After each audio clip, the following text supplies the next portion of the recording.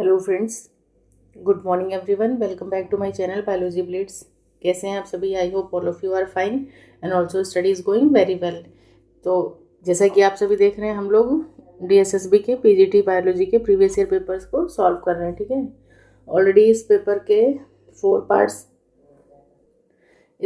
Four parts already uploaded हैं और I think ये फाइनली लास्ट पार्ट होगा। ठीक है, जिसमें हमें 151 से लेकर के 180 क्वेश्चंस तक मतलब यहाँ पे आपको देखने को मिलेंगे, यानी कि 30 क्वेश्चंस को एक लेक्चर में कवर करने की कोशिश कर रही हूँ। ठीक है, तो देखते हैं। सबसे पहला क्वेश्चन जो हमारे पास है 151, यानी कि आज की क्लास का सबसे फर्स्ट क्वेश्चन है, वो क्या है? Which of the following is incorrect. Incorrect बताना है, इनकरेक्ट मॉडिफिकेशन है। यानी कि देखो, कैरेट जो है वो किसका मॉडिफाइड रूट का ही, एडवेंटिशियस रूट का ही मॉडिफिकेशन है। ठीक है, गार्लिक जो है वो मॉडिफाइड फ्लावर है नहीं।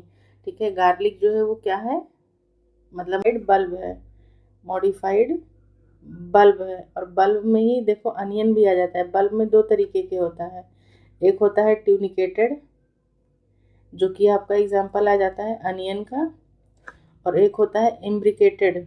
ठीक है, और इम्ब्रिकेटेड में आ जाएगा आपका गार्लिक हो जाएगा। ठीक है, बाकी यहाँ पे ये अनियन को मॉडिफाइड लीव्स बता रहे हैं, which is not much appropriate. ठीक है, तो मेरे अकॉर्डिंग तो सी भी गलत ही होना चाहिए, बट ठीक है, चलो थोड़ा मान सकते हैं कि हाँ, मतलब कम गलत है। लेकिन सबसे ज़्यादा गलत जो है वो क्या है, बी ऑप्शन गलत है, जो कि बिल्कुल ही गलत है।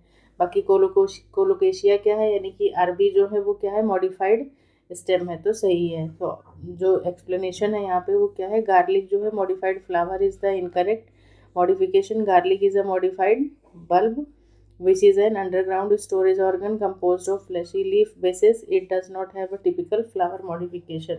कैरेट मॉडिफाइड रूट है, अनियन जो है वो मॉडिफाइड बल्ब ही आता है, उसमें भी कोलोकेशिया स्टेम हो जाएगा।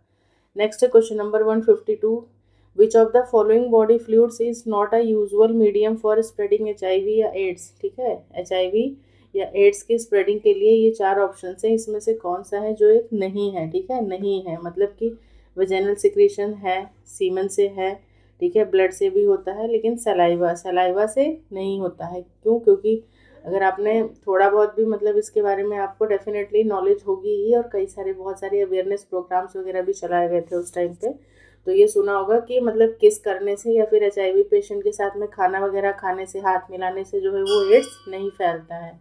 ठीक है, तो सी ऑप्शन जो है वो क्या हो जाएगा, यहाँ पे गलत हो जाएगा। Saliva is not the usual medium for spreading HIV or AIDS. While HIV can present in small amounts in saliva, the concentration is not high enough to transmit the virus effectively. Transmission primarily occurs through, कैसे होता है ये, direct contact with the infected, blood के through होता है, semen के through, vaginal discharge के through होता है, ब्रेस्ट मिल्क मतलब कि इन्फेक्टेड मदर से उसके चाइल्ड को हो सकता है। बाकी यही सारी मतलब रीजंस हो सकते हैं। फिर क्या कह रहा है कि the risk of HIV transmission through casual contact, या फिर हाथ मिलाने से या किस वगैरह करने से नहीं फैलता है। नेक्स्ट क्वेश्चन नंबर 153 कह रहा है कि which of the following plant does not have stilt root. Stilt root जो है वो किस में देखने को मिलती है? आपके मेज में होता है। ये भी क्या है, एक तरीके से मॉडिफिकेशन ऑफ रूट्स ही है, एडवेंटिशियस रूट्स कह सकते हो। तो मेज में आ जाएगा। फिर उसके बाद में ये बनियान ट्री वगैरह है, इसमें आ जाएगा। तो बी में होगा, मतलब फाइकस बेंगालेंसिस नहीं। जो बनियान ट्री है इसमें तो हमने कल ही देखा था ना, इसमें कैसी रूट्स आती हैं, इसमें पिलर या फिर प्रॉप रूट्स आपको देखने को मिलती हैं। सैक्रम ऑफिसिनेरम में आ जाएंगी स्टिल्ट रूट। तो बी सी मतलब बी और डी में हो है स्टिल्ट रूट, सी जो है इसमें नहीं होगा। ठीक है, और बाकी ट्रिटिकम वल्गेयर इसमें भी नहीं होता है मेरे अकॉर्डिंग। क्यों? क्योंकि इसमें रूट्स कैसी होती हैं, इसमें फाइब्रस रूट्स देखने को मिलती हैं। तो यहाँ पे आंसर जो है वो ए और सी दोनों हो सकता है। ठीक है, अब बाकी देखो इन्होंने ए को ही माना है, सी को क्यों नहीं माना, आई डोंट नो। तो इसमें ए और सी में जो है वो नहीं होगा। ठीक है, बाकी इन्होंने क्यों दिया है आई डोंट नो। एक्सप्लेनेशन क्या है, stilt root are the aerial adventitious roots that grow from the base stem node and provide support to the plant. They are found in plant that have weak stems or grow in loose soils. Triticum vulgare also known as common wheat या फिर bread wheat कहते हैं, ये monocot है, और monocot में fibrous roots देखने को मिलती हैं। जिया मेज और शुगर केन जो है ये भी क्या है, मोनोकॉट ही हैं, दैट हैज स्टिल्ट रूट, ठीक है। और इसमें क्या देखने को मिल रहा है आपको, स्टिल्ट रूट देखने को मिलता है। इसका फीचर क्या है कि they grow from the lower node of the stem, stem के लोअर नोड से ग्रो करते हैं। जैसे मान लो कि ये स्टेम है, यहाँ पे तो इसकी मतलब मेन रूट्स होती हैं, ये नोड आ जाता है, तो ये नोड के इस तरीके से ऐसे करके ऐसे निकली होती हैं, और ये क्या करती हैं, उसको होल्ड करने में हेल्प करवाती हैं, ठीक है, प्लांट को होल्ड करने में। And help the plant to stand upright, मतलब कि पौधा जो है वो सीधा खड़ा रहे, इस काम में उसकी मदद करती हैं। Ficus benghalensis also known as the banyan या फिर इंडियन बनियान ट्री, ठीक है, जिसको हम लोग क्या बोलते हैं, बरगद का पेड़, ठीक है। फाइकस बेंगालेंसिस बनियान या फिर Indian banyan, a tree that has a prop roots, इसमें कौन सी रूट्स आ जाती हैं, प्रॉप रूट, या फिर हम और क्या बोलते हैं, पिलर रूट्स बोलते हैं। These root arise from the branches and enter the soil, they provide mechanical support to the densely branched huge tree. तो कमीशन ने तो आंसर सी माना था, मतलब सही है, लेकिन ए भी जो है वो क्या है, गलत है यहाँ पे। Next question number 154, metaphase chromosomes are arranged in which order in karyogram, ठीक है। कैरियोग्राम में जो मेटाफेज क्रोमोसोम्स होते हैं वो किस ऑर्डर में अरेंज होते हैं, तो वो मतलब कि किस में, डिसेंडिंग ऑर्डर में अरेंज होते हैं, ठीक है। ऑप्शन ए जो है वो करेक्ट आंसर हो जाएगा। कैरियोटाइप, और इसमें देखो दोनों में डिफरेंस होता है, एक होता है कैरियोटाइप, एक होता है कैरियोग्राम, ठीक है। तो कैरियोग्राम क्या है, karyogram is an image with the arrangement of chromosomes in descending manner, ठीक है। एक होता है कैरियोटाइप, कैरियोटाइप क्या है, karyotype is a technique for imaging the chromosomes. In karyogram, metaphase chromosomes are arranged in descending order based on their size from the largest to the smallest. ये चीज़ भी थोड़ा सा ध्यान दीजिएगा। A karyogram is a graphical depiction of karyotype, which is the set of chromosome in a cell. The largest chromosome are placed at the top. The largest chromosomes are placed at the top and the smallest ones are placed at the bottom. The sex chromosomes are placed at the end after autonomies, ये जो autonomous होते हैं, ठीक है। This order help to identify any chromosomal abnormalities or differences between individual or species. Next question number 155, the inactivation of which of the following protein result in cancer, ठीक है। तो इनको गार्जियन ऑफ द सेल भी कहा जाता है, तो ये आपके P53 आ जाएंगे, ठीक है। Option B is the right answer. The inactivation of P53 protein is associated with the development of the cancer. P53 plays a crucial role in regulating the cell cycle and preventing the formation of tumours.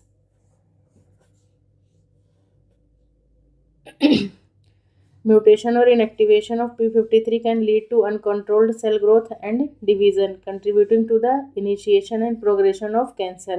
इसके साथ साथ में और कौन से आते हैं, CDK, मतलब है CDK, RAS और EGF जो हैं ये कैंसर को प्रमोट करते हैं, बट P53 जो है वो क्या कर रहा है, नोन एज ट्यूमर सप्रेसर, या कैंसर को सप्रेस करता है। नेक्स्ट है question number 156, which of the following practices is not useful in animal breeding for increasing there fertility. Fertility को इंक्रीज कराना है तो क्रॉस ब्रीड सही है, आउट ब्रीडिंग सही है, आउट क्रॉसिंग सही है, लेकिन कंटिन्यूस क्लोज इन ब्रीडिंग नहीं सही है, ठीक है। कंटिन्यूस क्लोज इन ब्रीडिंग से इन ब्रीडिंग डिप्रेशन आ जाता है, और सेम उसमें सेम स्पीशीज में फिर तुम क्या ही मतलब वो करोगे, ठीक है, क्या फर्टिलिटी इंक्रीज करोगे, ये सारी प्रॉब्लम्स आने लगती हैं। सो continuous close inbreeding is not useful in animal breeding for increasing fertility. While some level of inbreeding can fix desired trait, continuous and close inbreeding can lead to the expression of recessive harmful traits, ठीक है, reducing fertility and overall health. तो cross breeding, out breeding और out crossing जो है वो introduce करते हैं genetic diversity को, which often enhances fertility by avoiding the negative effect of excessive inbreeding. और बाकी इनब्रीडिंग क्यों हार्मफुल है, क्योंकि ये सारी चीज़ें आ जाती हैं।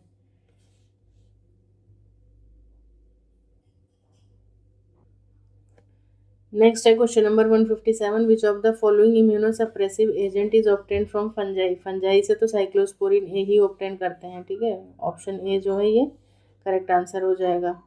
Cyclosporin A is obtain from the fungi, specifically the fungus trichoderma polysporum. Cyclosporin A is use to prevent organ rejection after transplantation and treat immune diseases. तो ये चीज़ इंपॉर्टेंट है, इसको नोट कर लो। बाकी साथ में क्या है, डेक्सामेथासोन एंड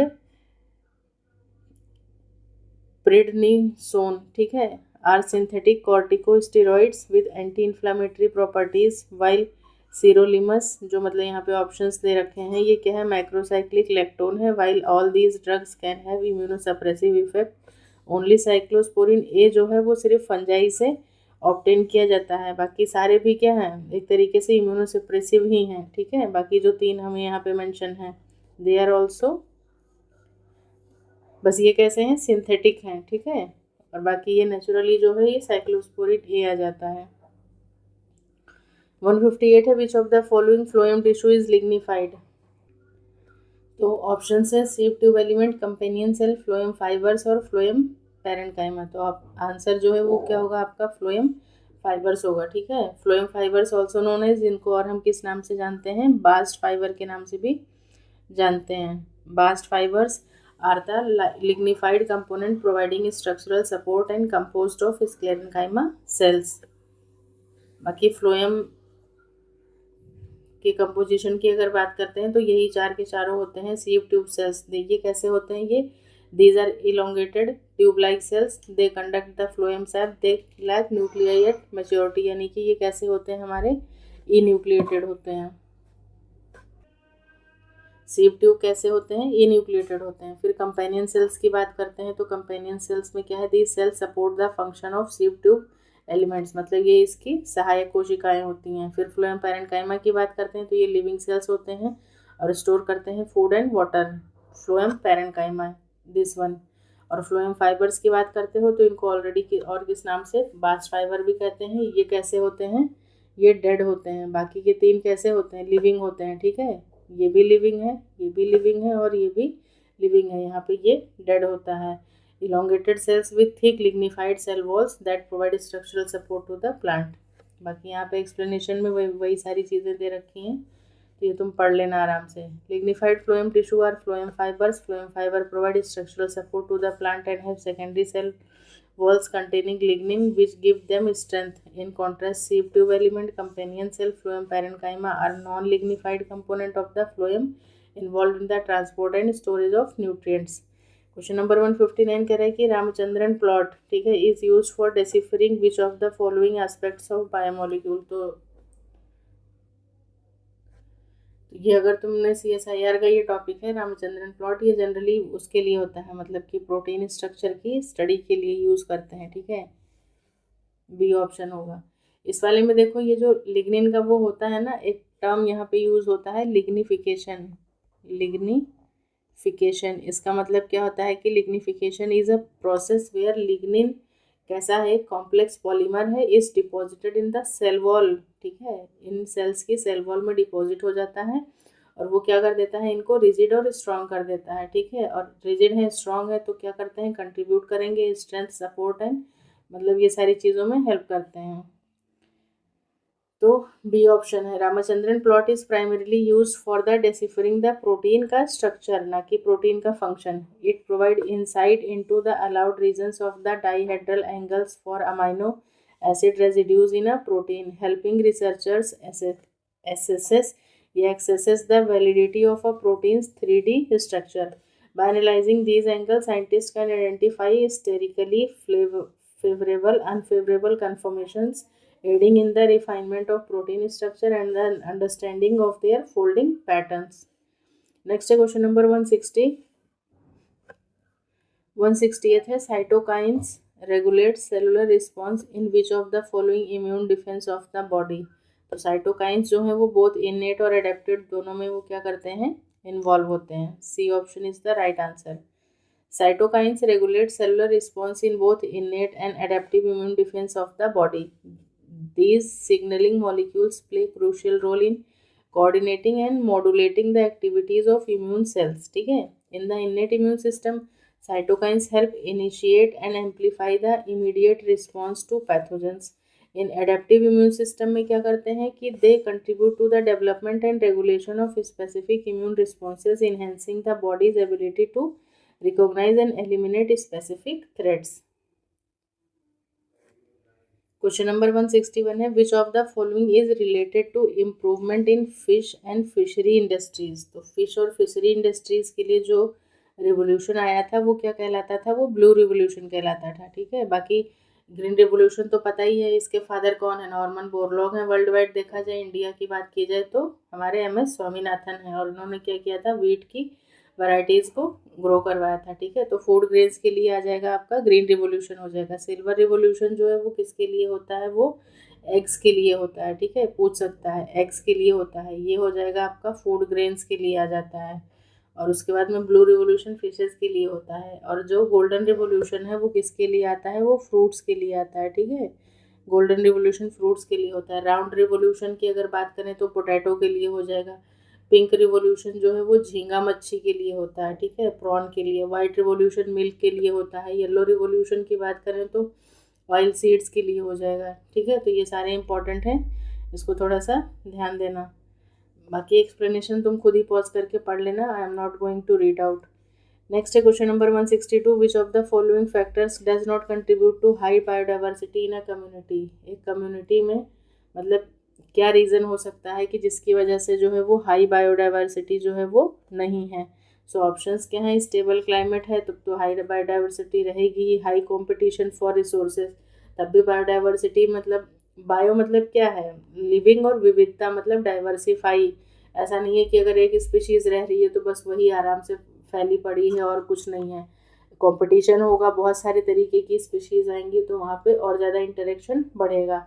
तो हाई कंपटीशन फॉर रिसोर्सेज भी सही है, ये भी सही है। लो इन ब्रीडिंग, लो इन ब्रीडिंग भी सही है, क्योंकि हाई इन ब्रीडिंग से प्रॉब्लम होती है ना, लो इन ब्रीडिंग से कोई प्रॉब्लम नहीं होगी। आंसर जो है वो इसका है लो प्रीडेटर प्रेशर।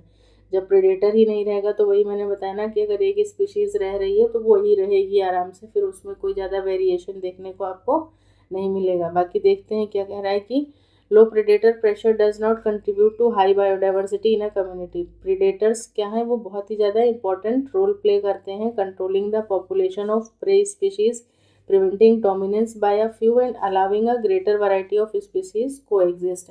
मतलब वही चीज़ है कि अगर सारे जंगल में शेर ही शेर रहेंगे या फिर सारी हिरन हिरन ही रहेंगी तो फिर वो कैसा चीज़ें हो जाएंगी। तो वही कहने का मतलब है कि प्रेडेटर जो है बहुत ही क्रूशियल रोल प्ले करता है, कंट्रोल करता है पॉपुलेशन ऑफ प्रे की पॉपुलेशन की स्पीशीज़ को कंट्रोल करता है, प्रिवेंट करता है dominancy by a few and allowing a greater variety of species to coexist, मतलब उनके साथ और सारी स्पीशीज़ जो है वो रह सकें। In the absence of predator pressure, जब एब्सेंट हो जाएगा तो सर्टेन स्पीशीज़ में ओवर पॉपुलेट, तो फिर वो स्पीशीज़ ओवर पॉपुलेट हो जाएंगे। भाई सीधी सी बात है, जैसे ऑस्ट्रेलिया में रैबिट वाला एग्जाम्पल है, क्योंकि रैबिट वहाँ पे मतलब थोड़े रहे होंगे और फिर वहाँ पे उनका कोई प्रेडेटर था नहीं, तो फिर वो इतने बढ़ते गए कि फिर अब क्या करते हैं, वहाँ के लोग ही उनको मार मार के मतलब एज ए फूड उसको कंज्यूम कर रहे हैं, तो ओवर पॉपुलेट हो गए, leading to a decrease in overall biodiversity as they outcompete और एक्सक्लूड अदर स्पीशीज। नेक्स्ट है question number 163, which of the following is an example of behavioural adaptation. ठीक है, बिहेवियर 3 तरीके की एडेप्टेशन होती है। तो मैंने क्या बताया था कि 3 तरीके की मतलब एडेप्टेशन होती है। एक होती है स्ट्रक्चरल एडेप्टेशन, दूसरी होती है बिहेवियरल एडेप्टेशन मतलब अपने बिहेवियर में चेंज कर लेना, और तीसरी होती है फिजियोलॉजिकल एडेप्टेशन। तो पहले मैं तीनों समझा देती हूँ, फिर उसके बाद में ये क्वेश्चन का आंसर देखते हैं।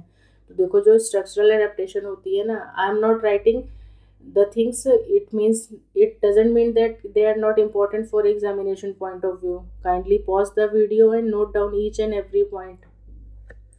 तो होता क्या है कि देखो, स्ट्रक्चरल एडेप्टेशन में क्या है, these are the physical features of an organism that help it survive and reproduce. मतलब उसका फिजिकल फीचर कैसा है। जैसे एग्जांपल की बात करते हैं कि लॉन्ग नेक ऑफ जिराफ, ठीक है, for reaching high branches and sharp claws of a predator और the webbed feet of a duck. तो ये कैसा है, उसके स्ट्रक्चर में चेंज हुआ, ठीक है, इसीलिए किस में आ जाएगा, स्ट्रक्चरल एडेप्टेशन में आ जाएगा। दूसरा है behavioural, these are the actions or behaviors that an organism performs to survive and reproduce। Example migration आ जाता है, हाइबरनेशन आ जाता है, या फिर बिल्डिंग का नेस्ट आ जाता है। और बाकी यहाँ पे बिहेवियर की बात करते हैं तो जो लिजर्ड होती है, डेजर्ट लिजर्ड होती है, वो क्या करती है, वो सन बास्किंग करती है, keeping their body temperature Fairlie constant. मतलब वो छाया में भी चली जाती है, फिर वो धूप में भी आ जाती है, तो वो सन बास्किंग करती है ताकि वो क्या करे, अपनी बॉडी के टेम्परेचर को वो मेंटेन रख सके, ठीक है। फिर फिजियोलॉजिकल में आ जाता है, these are the internal body processes that help an organism survive and reproduce, जैसे कि including the ability to store water in a desert plant और ability to produce venom in a snake. तो ये सारे किस में आ जाएंगे, आपके फिजियोलॉजिकल में आ जाएंगे। मतलब कहने का यही है कि देखो, डेजर्ट लिजर्ड बीइंग एक्टोथर्मिक, वो कैसी होती है, ectothermic. Ectothermic in the sense कि मतलब वो कैसी होती है, कोल्ड ब्लडेड होती है, ठीक है, एक्टोथर्मिक, या फिर यूँ कह सकते हो कि कोल्ड ब्लडेड होती है। तो कोल्ड ब्लडेड होती है तो मतलब सीधी सी बात है, वो अपनी बॉडी का टेम्परेचर मेंटेन नहीं कर सकती, तो वो इन्वायरमेंट के साथ कुछ कोप अप करती है। जैसे कि कोल्ड ब्लडेड है, rely on external sources of heat to regulate their body temperature, ठीक है। बास्किंग इन द सन मतलब धूप सेकना, allows them to absorb heat and raise their body temperature, ठीक है। वाइल बरोइंग और सीकिंग शेड्स, जब मतलब छाया में या बिल में रहती है तो क्या करती है वो, seeking shades helps them to cool down, फिर वो अपने बॉडी का टेम्परेचर जो है वो कम कर लेती है। और इसके एग्जाम्पल की अगर मैं बात करूँ बिहेवियरल की, तो इसमें राइनो आ जाता है, ठीक है। राइनो देखो क्या करता है, जब बहुत ज़्यादा गर्मी हो जाती है तो वो अपनी बॉडी को covering itself in a mud to keep cool, मतलब अपने आप को वो ठंडा करने के लिए, या फिर animal seeking shelter during harsh weather conditions. तो ये सारे जो हैं वो किस में आ जाते हैं, आपके बिहेवियरल में आ जाते हैं। और बाकी डेजर्ट लिजर्ड जो है ये किस में आ जाते हैं, रेगुलेटर्स, कन्फर्मर्स, ये सारे होते हैं ना, तो ये कन्फर्मर्स में आ जाते हैं, जिसमें और भी आपके फिशेज आ जाते हैं, स्नेक्स वगैरह आ जाते हैं। Meaning they lack the physiological mechanism to regulate their internal body temperature independently of the environment. Desert lizard keeping their body temperature fairly constant is an example of behavioral adaptation. This involves the lizard adjusting its behavior like seeking shades or basking in the sun to regulate its body temperature. The other options involve physiological adaptation. ठीक है, fish क्या है, survive करती है Antarctic water में, तो उसमें क्या है, उसके बॉडी में फिजियोलॉजिकल एडेप्टेशन, मतलब कि हैव एंटी फ्रीज प्रॉपर्टीज होती हैं। आर्किबैक्टीरिया अगर हॉट स्प्रिंग्स में है तो सीधी सी बात है, बायोकेमिकल एडेप्टेशन है उसमें, ठीक है। And acclimatization at high altitude involve physiological changes in response to reduce oxygen levels. तो ये सारी चीज़ें आ जाएंगी। 146 है, which of the following classes has the highest species diversity among vertebrates. तो यहाँ पे वर्टिब्रेट्स की बात की जा रही है, ठीक है। तो वर्टिब्रेट्स में आपका जो है वो फिशेज आ जाती हैं, ठीक है। फिशेज की कितनी वैरायटीज़ हैं, ऑलमोस्ट 34,000 के नियर अबाउट जो है वो डाटा देता है कि 34,000 स्पीशीज़ के आसपास जो है वो स्पीशीज डाइवर्सिटी देखने को मिलती है, ठीक है। हाईएस्ट स्पीशीज क्या है, मतलब फिशेज का ही है highest species diversity. Fishes are 50% in all vertebrate species. Fish encompasses a wide range of species both in terms of number and variety, inhabiting diverse aquatic environments around the world. This diversity attributed to the various adaptations and ecological niche occupied by fish species, making them the most species group among the vertebrate. Next question number 165. Which of the following is the most widely used method for removing particulate matter from the polluted air? तो ये सबको पता है, electrostatic precipitator हो जाएगा इसका आंसर। The most widely used method for removing particulate matter from polluted air is electrostatic precipitator. This device used as high voltage electric charge to ionize the particles in the air stream and then collect them on oppositely charged plates. Electrostatic precipitator can remove up to 99% of the particulate matter from industrial exhaust streams, ठीक है। बाकी NCERT का question है तो diagram वगैरह आप वहाँ पे आसानी से देख सकते हो। Next question number 166. Which of the following enzyme is released by sperm to penetrate through follicular cell layer surrounding ovum? So lactases होगा नहीं, कोलेजिनेजेस होगा नहीं, पेप्टाइडेजेस होगा नहीं। मतलब ऑप्शन देख करके भी अगर तुम्हें थोड़ा बहुत आइडिया है तो तुम आंसर मार्क कर सकते हो, ठीक है। क्या है answer, hyaluronidase.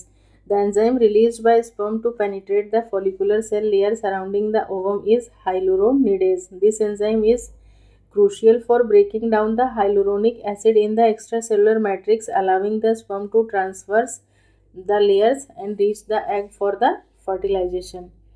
Question number 167. Which of the following is the process to induce an ovulation? A single ovum during menstrual cycle. मतलब प्रोसेस क्या होती है वो, ओवुलेशन इंडक्शन कहलाएगा वो प्रोसेस। Ovulation induction is the process use to stimulate to release of a single ovum during the menstrual cycle. This is different from superovulation. Superovulation का मतलब क्या है? Which aim to induce the release of multiple eggs. ठीक है, superovulation के case में multiple eggs का release करवाना होता है, लेकिन यहाँ पे सिंगल एग का होता है। In vivo fertilization refers to fertilization that occur inside the body, and ovarian stimulation is a broader term that may involve various methods to enhance egg production. Next question number 168. Which of the following pairs related to flowering plant is mismatched? इसमें से बताना है कि कौन है जो mismatch है। Ovary जो है वो किस में चेंज हो जाती है? फ्रूट में। ओवरी वॉल जो है वो पेरिकार्प में। ओव्यूल सीड में चेंज हो जाता है, लेकिन स्टिग्मा जो है वो टेस्टा में चेंज होता है नहीं, वो सीड कोट होता है, जो कि किस में चेंज होता है? आपका सीड कोट। ये क्या कहलाता है?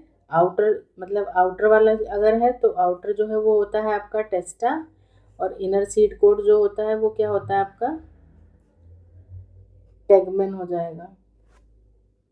तो आंसर क्या है आपका? डी हो जाएगा। ठीक है, टेस्टा और tegmen are the two layers that make up the seed coat. Testa क्या है? आउटर वाला होता है, थिक लेयर होता है of the seed coat, often smooth होता है और इम्परवियस होता है। ठीक है, लेकिन जो टेगमेन होता है वो कैसा है? इनर होता है, थिनर होता है, अंदर वाला होता है और थिनर भी होता है, मतलब पतला होता है। Thinner layer of the seed coat derived from the inner integument of the ovule. ठीक है, stigma testa is the mismatched pair है। ठीक है, stigma is the part of the female reproductive organ in a flower, whereas pollen is received, जहाँ पे pollen क्या होती है? रिसीव होती है। वाइल द टेस्टा जो है ये क्या है? आउटर सीड कोट है। स्टिग्मा एंड टेस्टा जो है वो डायरेक्टली वो नहीं है एसोसिएटेड है, इन कॉन्ट्रास्ट बाकी तुम देख ही लेना, बाकी तो सारा सही दे रखा था। 169. Which of the following element is are responsible for eutrophication? Eutrophication के लिए जो एलिमेंट्स रिस्पॉन्सिबल हैं वो नाइट्रेट्स और फॉस्फेट्स होते हैं, जो कि कहाँ से? हमारे खेतों से, और बाकी जो भी ऑर्गेनिक वेस्ट वगैरह, मतलब ये सारी चीज़ें जो इंडस्ट्रीज़ वगैरह से निकलते हैं उस सब से क्या हो जाता है आपका? यूट्रोफिकेशन कॉज होता है। Eutrophication means ageing of lake. Nitrate and phosphate are responsible for eutrophication. Excessive level of these nutrients in water bodies, often from agriculture runoff हो या फिर waste water हो, lead to the increased algal growth. As the algal die, the decomposed oxygen is consumed, creating low oxygen conditions harmful to the aquatic life. और फिर 170th, which of the following is an example of commensalism? commensalism मतलब एक का फायदा दूसरे को कोई फर्क नहीं पड़ता है। तो लाइकन, लाइकन क्या है? ये तो म्यूचुअलिज्म का हो जाएगा आपका। ब्रूड पैरासिटिज्म भी नहीं होगा। Bee taking nectar from an orchid flower, तो ये तो मतलब सिम्बायोटिक ही होगा, या म्यूचुअलिज्म भी होगा, क्योंकि बी को मतलब नेक्टर मिल रहा है और ऑर्किड फ्लावर का क्या हो रहा है? पॉलिनेशन हो रहा है। An orchid growing on mango branch. ठीक है, ये डी वाला सही हो जाएगा। ठीक है, क्यों? क्योंकि ऑर्किड जो है वो क्या है? मतलब ऐसा नहीं है कि वो पैरासाइट है, वो अपना खाना खुद बना लेता है।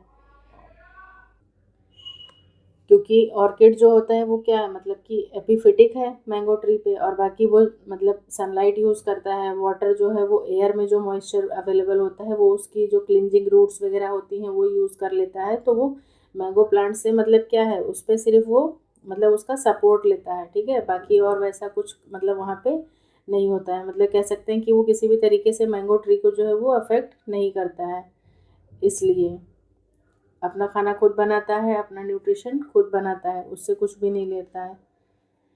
तो कहने का मतलब क्या है कि in this relationship orchid benefit by gaining support, सिर्फ शेल्टर लेता है and access to sunlight without harming. ठीक है, the mango tree on the other hand is unaffected by presence of orchid. Commensalism क्या है? सिम्बायोटिक रिलेशनशिप है, जहाँ पे एक ऑर्गेनिज्म को बेनिफिट होता है, मतलब प्लस वाला, और दूसरे वाले को नीदर हार्म्ड नॉर बेनिफिट, तो वो जीरो उसमें चला जाएगा।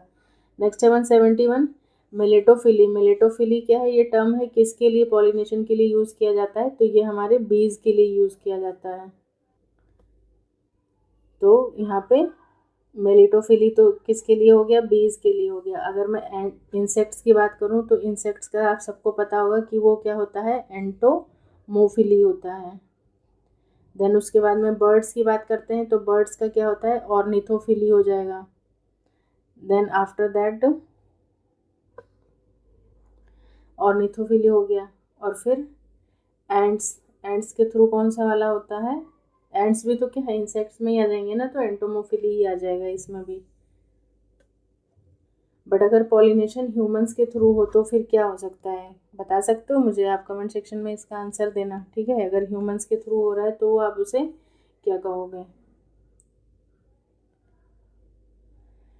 Melitophily refers to pollination by bees. The term derived from the Greek word melita. Melita meaning होता है honey bee. Bee play a crucial role in pollination as they visit flowers in search of nectar and inadvertently transfer pollen between the plant, facilitating the reproduction of many flowering plants. 172. Which of the following is a plant auxin receptor? Plant auxin receptor जो है वो ABP1 हो जाता है. ABP1 stands for auxin binding protein 1 and it is one of the proposed auxin receptor in the plant. ABP1 is thought to mediate some non-transcriptional responses to auxins such as plasma membrane depolarization, cytosolic calcium increase and cell wall loosening. Auxin regulate many functions such as साथ ही साथ cell division, elongation, differentiation, tropism और organogenesis को भी promote करता है. Next question number 173. Which of the following is a connecting link between bony fishes और amphibians? ठीक है, बोनी फिशेज और एम्फीबियंस के बीच में जो कनेक्टिंग लिंक है वो क्या है? आपके सीलोकैंथ आ जाएंगे इसमें.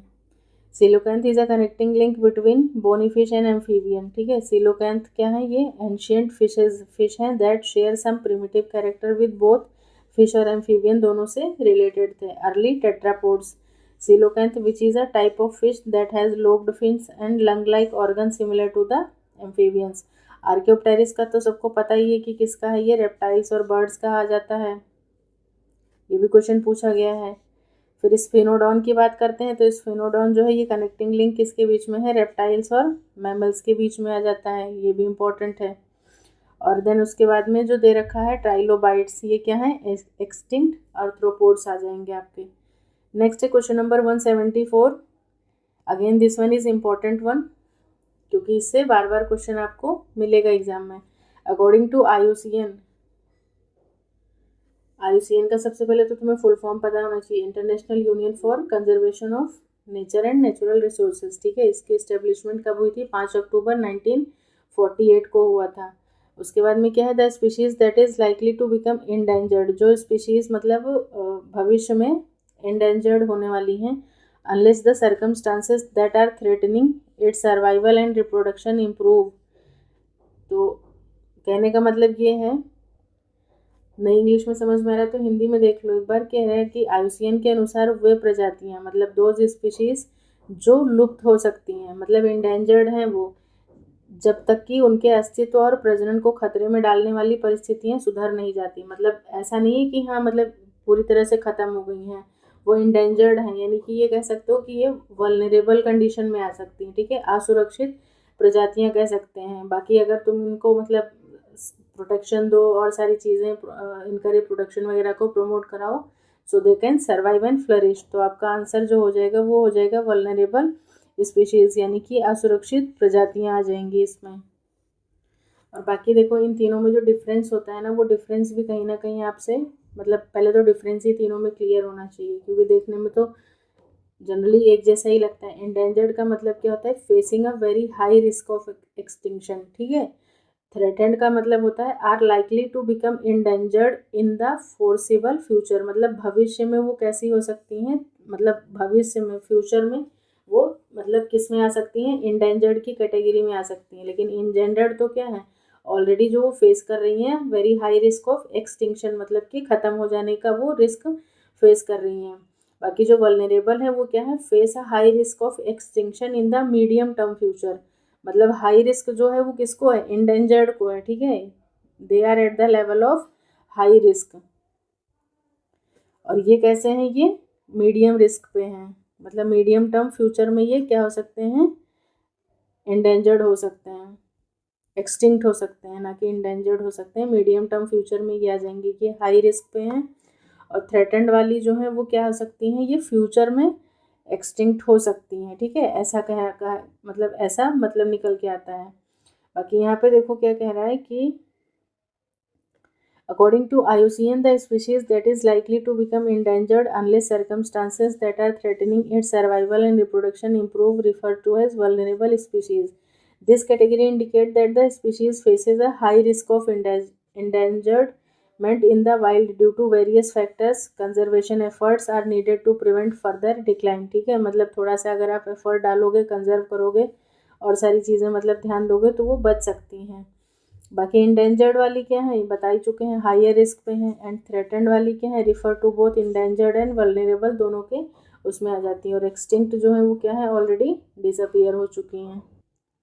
नेक्स्ट है question number 175, the relative measure of reproductive success of an organism in passing its gene to the next generation is refer to as. मतलब कहने का है कि अगली पीढ़ी को अपने जीन को पारित करने में जीव की प्रजनन सफलता के सापेक्ष परिणाम क्या कहलाते हैं। मतलब कि relative measure of reproductive success of an organism in passing its gene to the next generation, मतलब कि सही तरीके से देखा जाए तो क्या है, एक सही तरीके से एडेप्टेशन है, सही तरीके से फिटनेस है, तो उस चीज़ को हम लोग डार्विनियन फिटनेस के नाम से जानते हैं। ठीक है, बी ऑप्शन आई थिंक यहाँ पे ज़्यादा अप्रोप्रिएट है। The relative measure of reproductive success of an organism is passing its genes to the next generation is termed as Darwinian fitness. It is reflecting in the context of natural selection. Fecundity क्या है, ये potential reproductive capacity है, मतलब उपजाऊपन। While birth rate क्या है, ये demographic measure है। और stable population relate करता है एक situation को जहाँ पे birth और death rate जो है वो क्या है, balance है। Next question number 176, out of the 4 phases of logistic growth curve. दो तरीके के ग्रोथ कर्व होते हैं ना, एक एक्सपोनेंशियल होता है और एक लॉजिस्टिक होता है। तो लॉजिस्टिक वाला जो है इसमें 4 phases होते हैं। ठीक है, फेज़ 1 को जो है ये क्या है आपका लैग फेज होता है। फेज़ 2 जो है ये लॉग फेज होता है, ये वाला। तो lag phase, log phase, diminishing और स्टेशनरी होता है। ठीक है, जो लॉग वाला होता है यही क्या होता है, एक्सपोनेंशियल भी कहलाता है। ठीक है, एक्सपोनेंशियल कहने का मतलब ये है कि इसी में क्या हो रहा होता है, आपका रैपिड ग्रोथ हो रही होती है। तो ऑप्शन बी जो है आपका ये क्या हो जाता है, यहाँ पे करेक्ट आंसर हो जाएगा। बाकी ग्राफ तो देखा ही होगा तुमने, कुछ इस तरीके से होता है। यहाँ पे एक्स एक्सिस पे जो है ये क्या है, टाइम को डिनोट करता है, और इस तरफ में एक्स जो वाई एक्सिस होती है यहाँ पे आपका ग्रोथ ऑफ द ऑर्गेनिज्म को रिप्रेजेंट करता है। और ये ग्राफ कुछ इस तरीके से ऐसे जाता है। तो ये फेज जो है यही क्या है आपका, ये लैग में आ जाएगा, फिर यहाँ लॉग में हो जाता है, फिर इस जगह पे देखो मतलब एक तरीके से थोड़ा सा स्लो हो जाता है, तो ये डिमिनिशिंग में आ जाएगा। और फिर उसके बाद में ये यहाँ पे आकर के चीज़ें क्या हो जाती हैं, स्टेशनरी हो जाती हैं, तो स्टेशनरी में हो जाएगा। Logistic growth curve is a common S shaped. हाँ, इसका स्ट्रक्चर भी पूछता है, तो ये कैसा होता है, ये सिग्मॉइड होता है, कई बार ये भी पूछा गया है। और जो एक्सपोनेंशियल वाला होता है जहाँ पे मतलब रिसोर्सेज अनलिमिटेड होते हैं, तो वो कुछ इस तरीके से जाता है। तो इसका शेप जब पूछता है तो ये जे शेप्ड का हो जाता है। ठीक है, यहाँ पे इस वाली कंडीशन में जो मतलब ये जो है ये ऐसे करके होता है, तो यहाँ पे रिसोर्सेज अनलिमिटेड होते हैं, तो ये मतलब एक बार शुरू हुआ तो मतलब इस तरीके से हो जाएगा। तो शेप अगर पूछे तो ये जे शेप्ड है, लेकिन यहाँ पर शेप अगर पूछता है लॉजिस्टिक के केस में तो शेप जो है यहाँ पे वो सिग्मॉइड या एस शेप्ड का होता है। That models population growth a carrying capacity. ठीक है, the curve can be divided into 4 phases। मतलब पहला फेज तो पता ही लैग है, phase 2 is the phase of rapid growth because the per capita growth rate is high and the resources are abundant and population increase exponentially. Phase 1 क्या है, slow है growth due to the small population size. Next है 177 question कह रहे हैं कि which of the following can act as a source of large scale insulin production। तो large scale insulin का प्रोडक्शन आप किससे, बैक्टीरिया से ही करवा सकते हो ना, एस्चेरिशिया कोलाई। ठीक है, क्योंकि बाकियों में तुम मतलब पिग वगैरह में भी यूज़ करते हैं, लेकिन वो प्रोसेस उतना फास्ट नहीं होता है जितना तेज़ बैक्टीरिया काम करता है। तो bacteria can act as source of large scale insulin production through genetic engineering. Bacteria such as Escherichia coli can be modified to produce human insulin. ठीक है, जिसको क्या बोल रहे थे हम लोग, ह्यूमिलिन बोलते थे। ठीक है, इली लिली ने बनाया था। This method, known as recombinant DNA technology, have been widely used in biotech to produce insulin efficiently and in large quantities, reducing the dependence on traditional sources like pig or cattle. मतलब पहले के ज़माने में pig और cattle को use किया जाता था, लेकिन बाद में फिर जो है वो बैक्टीरिया ज़्यादा एफिशिएंट माना गया है। 178 है the gene for which of the following trait of pea plant are not present on chromosome. तो 7 में जो कैरेक्टर प्रेजेंट थे वो किस पे प्रेजेंट थे, सिर्फ 1, 4, 5 और 7, ठीक है, 14, 57 याद रखना।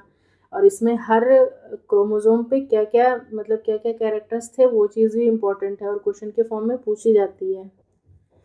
तो इसमें देखो ये तो मतलब क्या हो गया, ये नंबर ऑफ क्रोमोजोम्स हो गया, ठीक है, कि कौन कौन से क्रोमोजोम पे कैरेक्टर्स की बात की जा रही है।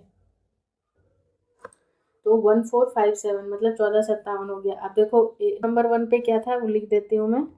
इस पे था फ्लावर का कलर, ठीक है, फ्लावर कलर था, साथ ही साथ में और क्या था, फ्लावर कलर के साथ में यहाँ पे सीड कोट का कलर भी मेंशन कर लो, ठीक है, सीड कोट कलर भी आ जाएगा। और साथ में दूसरा था सीड कलर, सीड का कलर अलग है, सीड कोट का कलर अलग है, ये चीज़ ध्यान रखना पहले नंबर पे। फिर दूसरा वाला जो आ जाता मतलब जो चौथा वाला है, चौथा वाला क्रोमोजोम में 3 कैरेक्टर थे, जिसमें पहला था आपके प्लांट की हाइट, ठीक है, प्लांट की हाइट कैसी है, पोजीशन ऑफ फ्लावर कैसा है, पोजीशन ऑफ फ्लावर और पॉड शेप, ठीक है, इतनी इतनी चीज़ें थी किस पे, क्रोमोजोम नंबर 4 पे थी। उसके बाद में जो 5 था, 5 मतलब 5 से याद रखो, 5 से पॉड, ठीक है, पॉड का कलर, ठीक है, पॉड कलर जो था वो किस पे था, 5 पे था।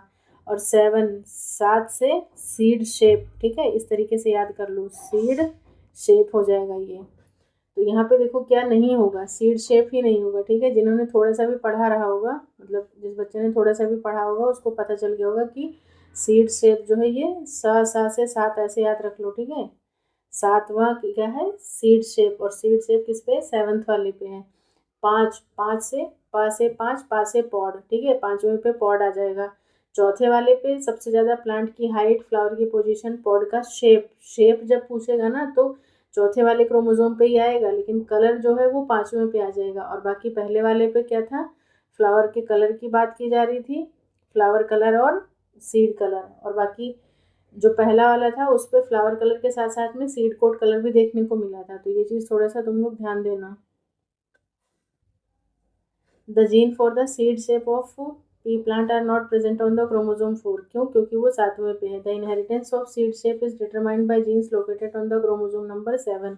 The genes controlling the 7p characters are known to be located on 4 different chromosomes. 4 different chromosomes पे थे, 1, 4 और 5, 7, 14, 57। These genes are controlled Mendelian characters. Genes for height, inflorescence and pod shape are located on chromosome number 4। Gene for pod के लिए जो था वो किस पे था, 5 के लिए था। और सीड शेप जो है वो किस पे है, 7 पे है। और सीड का कलर जो है वो किस पे है, 1 पे है। सीड का कोट कलर भी किस पे आ जाएगा, 1 पे आ जाएगा। और फ्लावर का कलर भी 1 पे है। नेक्स्ट है question number 179। Which of the following is an Indian government organization for approval of genetic modification research and safety for introducing GM organisms या जीएमओ फॉर पब्लिक सर्विसेज। तो इसका सबको पता है कि ये क्या आ जाता है आपका genetic engineering approval committee. C option जो है ये करेक्ट आंसर हो जाएगा। Genetic Engineering Approval Committee. This organization in India is responsible for evaluating and approving genetic modification research and ensuring the safety of introducing genetically modified organisms for the public use. It is done with the rules of the manufacture, use, import, export and storage of hazardous microorganisms, genetically modified organism और cells। कब हुआ था ये, तो ये 1989 और Environment Protection Act कब आया था, 1986 में।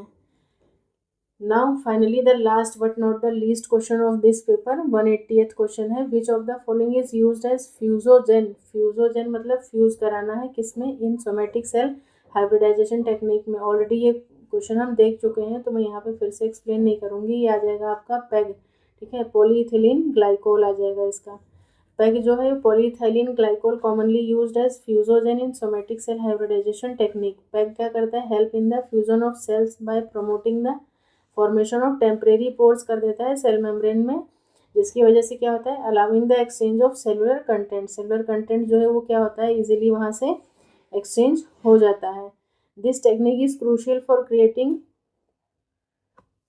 creating hybrid cells with combined genetic material often employed in the cell biology और जेनेटिक रिसर्च में। तो फाइनली आज हमारा ये पेपर जो है वो फाइनली मतलब पूरा कंप्लीट होता है। तो मैं इसको यहीं पे मतलब वाइंड अप करते हैं और बाकी मिलते हैं फिर नेक्स्ट पेपर में, ठीक है। तो इसको अच्छे से देखिए, किसी को कहीं पे कोई डाउट है या कोई इशू है तो फिर please feel free to ask me in the comment section. बाकी मिलते हैं नेक्स्ट पेपर के साथ। अभी 2 पेपर और बच रहे हैं। अब ये मत सोचो कि तुम लोग कि हाँ मैंने बोल दिया कि PDF दे दूंगी तो फिर तुमने मेरी क्लासेस देखना ही बंद कर दिया है। मैं सच बता रही हूँ, अगर ठीक ठाक व्यूज़ नहीं आएंगे ना तो फिर मैं PDF भी नहीं शेयर करूँगी, फिर तुम जाते रहो ऐसे ही पढ़ते रहो एक क्वेश्चन, ठीक है। सो अच्छे से देखो, कोई प्रॉब्लम है तो मुझे बताओ, और नहीं भी प्रॉब्लम है तो भी देखो एटलीस्ट, ठीक है। क्योंकि मैं अगर एफर्ट्स डाल रही हूँ तो तुम्हें सिर्फ देखना है, देखने में तुम्हारा कुछ नहीं जा रहा है। तो ठीक है, फिर मिलते हैं नेक्स्ट क्लास में। तब तक के लिए थैंक्स फॉर वॉचिंग एवरीवन।